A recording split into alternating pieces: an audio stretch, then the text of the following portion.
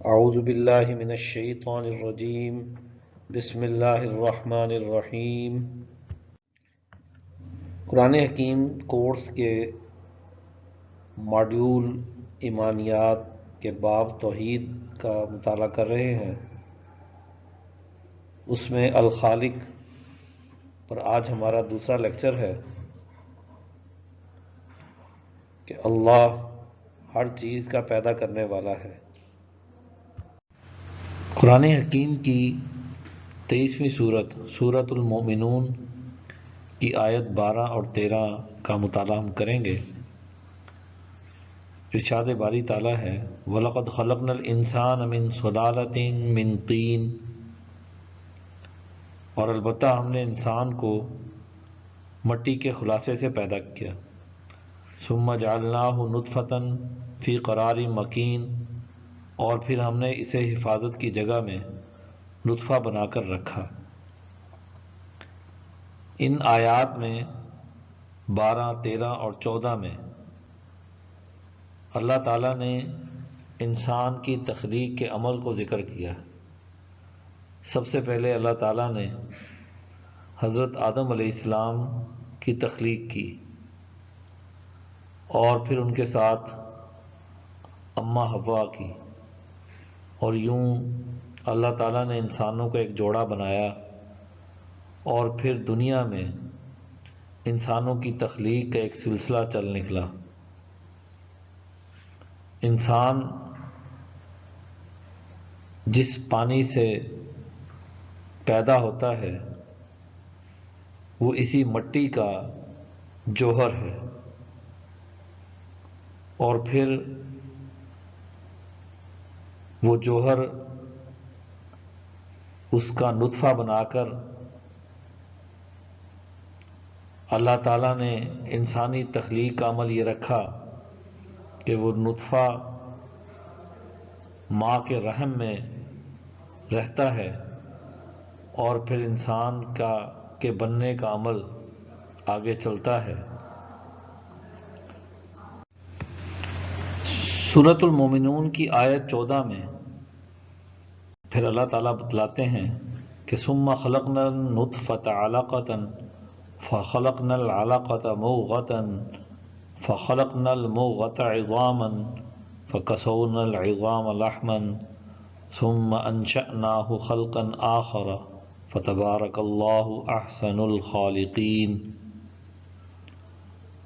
اللہ تعالیٰ فرماتے ہیں کہ ثم خلقنا النطفة علقة، کہ پھر ہم نے اس نطفے کا لوتھڑا بنایا۔ فخلقنا العلقة مضغة، پھر اس خون کے لوتھڑے کو گوشت کی بوٹی بنایا۔ فخلقنا المضغة عظاما، پھر ہم نے اس بوٹی سے ہڈیاں بنائیں۔ فکسونا العظام لحما، پھر ہم نے ہڈیوں پر گوشت پہنایا۔ ثم انشأناه خلقا آخر، پھر اسے ایک نئی صورت میں بنا دیا۔ فتبارک اللہ احسن الخالقین، سو اللہ بڑی برکت والا سب سے بہتر بنانے والا ہے۔ انسان کا یہ بننے کا عمل ماں کے پیٹ میں 9 ماہ تک جاری رہتا ہے، اور پھر انسان ایک صورت میں تخلیق پاتا ہے، اور اللہ تعالیٰ نے جتنی بھی تخلیقات کی ہیں ان میں انسان کو سب سے اشرف بنایا ہے، اور اس نے انسان کو بہت ہی بہتر شکل میں بنایا ہے۔ اس سے بہتر شکل میں بنانا کسی اور کے لیے ممکن ہی نہیں۔ وہ سب سے اچھا تخلیق کار ہے، اور اللہ بڑی برکت والا ہے۔ اللہ کے دیے ہوئے احکامات کی روشنی میں یہ انسان اپنے معاملات آگے بڑھائے تو وہ بہت ہی برکت والا ہے۔ تو یہاں انسان کی ایک حقیقت واضح کر دی گئی کہ یہ انسان اپنی تخلیق کے عمل میں غور کرے اور پھر اللہ کی نعمتوں پر شکر بجا لائے۔ قرآن حکیم کی 24ویں سورت سورۃ النور ہے۔ سورۃ النور کی آیت 45 میں اللہ تعالیٰ فرماتے ہیں واللہ خلق کل دابۃ من ماء فمنہم من یمشی علی بطنہ ومنہم من یمشی علی رجلین ومنہم من یمشی علی اربع یخلق اللہ ما یشاء ان اللہ علی کل شیء قدیر۔ اللہ تعالیٰ فرماتے ہیں کہ واللہ خلق کل دابۃ من ماء، کہ اللہ تعالیٰ نے ہر جاندار کو پانی سے بنایا ہے، اور انہی جانداروں میں سے بعض اپنے پیٹ کے بل پر چڑھتے ہیں، اور انہی جانداروں میں سے بعض 2 پاؤں پر چلتے ہیں، اور انہی جانداروں میں سے بعض 4 پاؤں پر چلتے ہیں، اور اللہ جو چاہتا ہے پیدا کرتا ہے، بے شک اللہ ہر چیز پر قادر ہے۔ اس آیت میں اللہ تعالیٰ نے یہ بتایا کہ جانداروں کی تخلیق کا جو عمل ہے وہ ایک خاص پانی سے ہوتا ہے، اور پھر جیسا جاندار ہوتا ہے ویسی اس سے اگلی نسل چلتی ہے۔ ان میں سے بعض جاندار ایسے ہیں جو پیٹ کے بل چلتے ہیں، جیسے زمین پر سانپ اور کچھ دوسرے حشرات چلتے ہیں، اسی طرح مچھلی ہے وہ بھی پیٹ کے بل چلتی ہے، اور اسی طرح بعض پرندے ہیں جو 2 پاؤں پر چلتے ہیں، اور خود انسان بھی 2 پاؤں پر چلتا ہے، اور اسی طرح کچھ 4 پائے ہیں، یا ایسے جانور ہیں جو بطور مویشی بھی ہم رکھتے ہیں، وہ بھی 4 پاؤں پہ چلتے ہیں، اور کچھ درندے ہیں وہ درندہ صفت جانور ہیں، شیر ہے، چیتا ہے، اور دیگر جنگلی جانور آپ جن کی تصویریں دیکھتے ہیں یا جن کا آپ نے براہ راست مشاہدہ کیا ہے، وہ 4 پاؤں پر چلتے ہیں۔ تو یہ اللہ تعالیٰ کا نظام قدرت ہے جو اس نے اس دنیا کے لیے تخلیق کیا ہے، جو اس نے اپنی چاہت سے تخلیق کیا ہے، اور اللہ تعالیٰ ان تمام چیزوں پر قدرت رکھنے والا ہے۔ قرآن حکیم کی 25ویں سورت سورۃ الفرقان کی آیت 2 یعنی دوسری آیت میں اللہ تعالیٰ نے ارشاد فرمایا الذی لہ ملک السماوات والارض ولم یتخذ ولدا ولم یکن لہ شریک فی الملک وخلق کل شیء فقدرہ تقدیرا۔ وہ اللہ جس کی آسمانوں اور زمینوں میں سلطنت ہے، اور اس نے نہ کسی کو بیٹا بنایا ہے، وَلَمْ يَكُنْ لَهُ شَرِيكٌ فِي الْمُلْكِ، اور نہ کوئی سلطنت میں اس کا شریک ہے، وَخَلَقَ كُلَّ شَيْءٍ، اور اس نے ہر چیز کو پیدا کیا، فَقَدَّرَهُ تَقْدِيرًا، پھر اسے ماپ کر ٹھیک کیا۔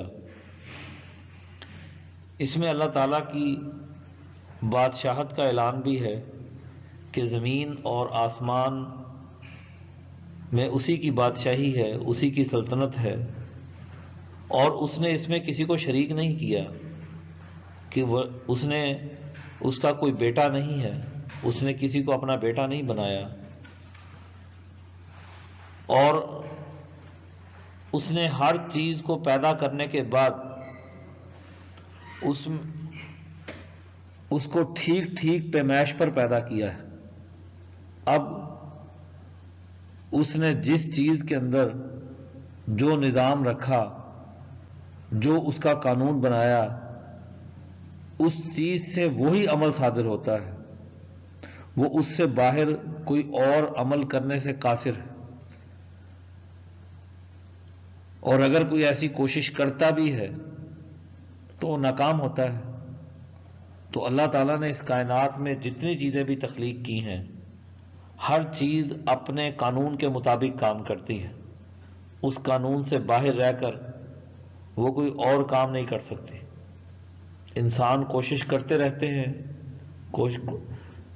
اس عمل کو بدلنے کی، لیکن ناکام ہوتے ہیں، بلکہ اس کے نتیجے میں اپنے معاشروں میں فساد برپا کر لیتے ہیں۔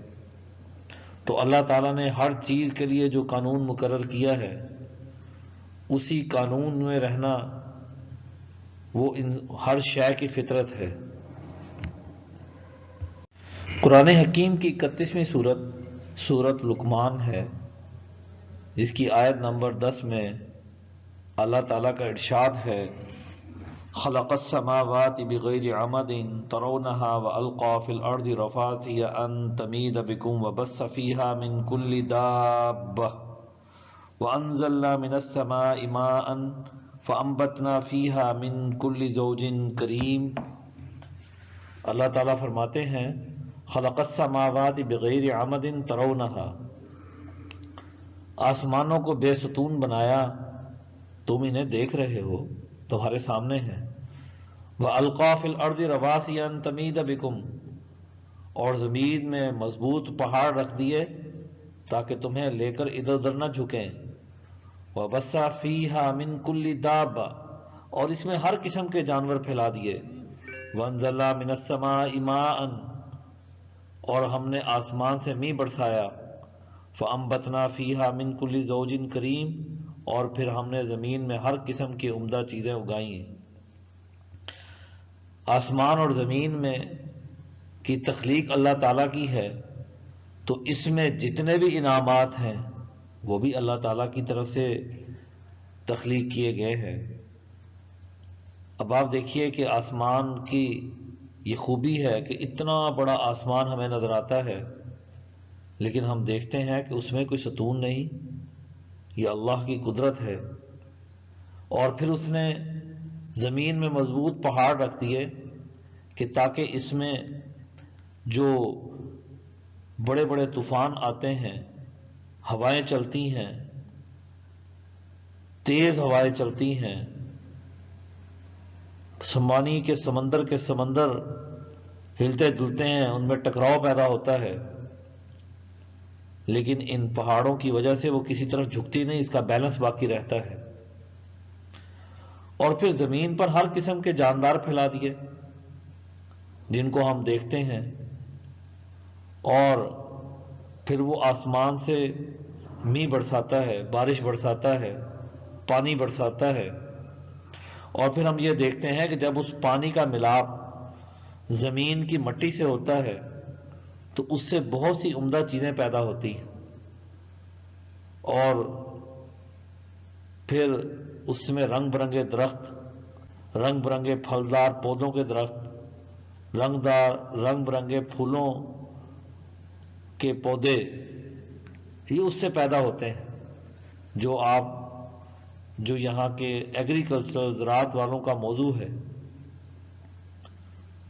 اور یہ اللہ تعالیٰ ہر چیز کی بہترین تخلیق کرنے والا ہے، ہم اسی کی دی ہوئی چیزوں کو آگے بڑھاتے ہیں، اور وہ چیزیں اسی قانون کے دائرے میں رہ کر آگے بڑھتی ہیں جس کا قانون اللہ تعالیٰ نے مقرر کیا ہے۔ قرآن حکیم کی 55ویں سورت الرحمن ہے، اور سورت الرحمن کی آیت 14 اور 15 میں اللہ تعالیٰ ارشاد فرماتے ہیں: خلق الانسان من صلصال کالفخار وخلق الجان من مارج من نار، کہ اللہ جو ہر چیز کا خالق ہے، اس نے انسان کو ٹھیکری کی طرح بجتی ہوئی مٹی سے پیدا کیا، اور اس نے جنوں کو آگ کے شعلے سے پیدا کیا۔ یعنی اللہ تعالیٰ نے آدم کی تخلیق کی تو اسے کھنکتی ہوئی مٹی سے پیدا کیا، جب آپ نے کبھی مشاہدہ کیا ہو کہ جب کوئی کمہار کسی مٹی کا کوئی برتن بناتا ہے، جب وہ خشک ہوتا ہے تو اس کو جب بجایا جائے تو وہ بجتا ہے، تو ایسی ہی مٹی سے اللہ تعالیٰ نے انسان کو پیدا کیا، حضرت آدم علیہ السلام کی تخلیق کی، اور ایسے ہی آگ کے شعلے سے، یعنی جن جو ہیں وہ آگ سے بنے ہیں، تو جو جنوں کے باپ تھے ان کو آگ کے شعلے سے پیدا کیا۔ تو یہ اللہ تعالیٰ کی تخلیق کا عمل ہے۔ ہر چیز کا خالق اللہ ہے۔ اب جب اس کی اشرف المخلوقات، جس کو اللہ تعالیٰ نے شعور دیا، عقل دی، تو جب وہ کسی طاقت کا مالک بنتا ہے تو وہ یہ سمجھنے لگ جاتا ہے کہ تمام چیزیں اس کے اشاروں پر چل رہی ہیں، وہی طاقت کا مرکز اور مالک ہے۔ قرآن حکیم نے فرعونوں اور نمرودوں کا ذکر کیا ہے، تو اصل میں اسی بات کو سمجھنا ہے کہ ہمارا کچھ نہیں، ہر چیز کا خالق اللہ ہے۔ اللہ نے ہمیں اپنے قانون کے دائرے میں رہ کر ہر کام کو کرنے کا حکم دیا ہے۔ یہ نہیں کہ اگر قانون کی طاقت ہمارے پاس آ گئی تو ہم یہ سمجھیں کہ ہر چیز ہمارے اشاروں پر چل رہی ہے۔ وہی تخلیق کرنے والا ہے۔ ایک انجینئر اگر کوئی چیز بنا رہا ہے تو اس کی تخلیق کرنے والا بھی اللہ ہے، وہ قوت، وہ قانون اللہ نے رکھا ہے۔ اگر ایک ایگریرین وہ زمین میں بیج بو کر کوئی چیز اگاتا ہے تو یہ بھی اللہ کا کہ جو تخلیق کی صفت ہے اسی کے تحت ہے۔ اور اسی طرح کوئی بھی کسی بھی سائنس کے شعبے سے تعلق رکھنے والا شخص کوئی بھی کام کرتا ہے تو وہ اللہ کے اسی تخلیق کے قانون کے دائرے میں رہ کر کرتا ہے۔ یہ بالکل ایسے ہی ہے جیسے ایک انجینئر ہو اور اس نے اپنے ساتھ ایک معاون کاریگر رکھا ہو، تو اب ایک کاریگر جو ہے وہ اس کے ساتھ معاونت کرتا ہوا ایک چیز کو تخلیق کرتا ہے، تو اب حالانکہ وہ چیز تو کاریگر نے بنائی، اس نے تو اس کو بتایا کہ اس طرح بنانی ہے انجینئر نے، تو اب جب اس نے بنا لی تو اس کی ملکیت تو اسی انجینئر کی ہوتی ہے، وہ تو اسے تنخواہ دے کر فارغ کر دیتا ہے۔ تو اسی طرح اس دنیا کے اندر جتنی چیزیں ہیں ان کا خالق بھی اللہ تعالیٰ ہے، ہم اسی کے قانون کے اندر رہتے ہوئے اسی کے حکم کے مطابق کوئی بھی عمل اختیار کرتے ہیں۔ تو اس لیے ہمیں اس صفت توحید کو ضرور سامنے رکھنا چاہیے کہ وہی ہر چیز کا خالق ہے اور وہی ہر چیز کا مالک ہے۔ صدق اللہ العظیم۔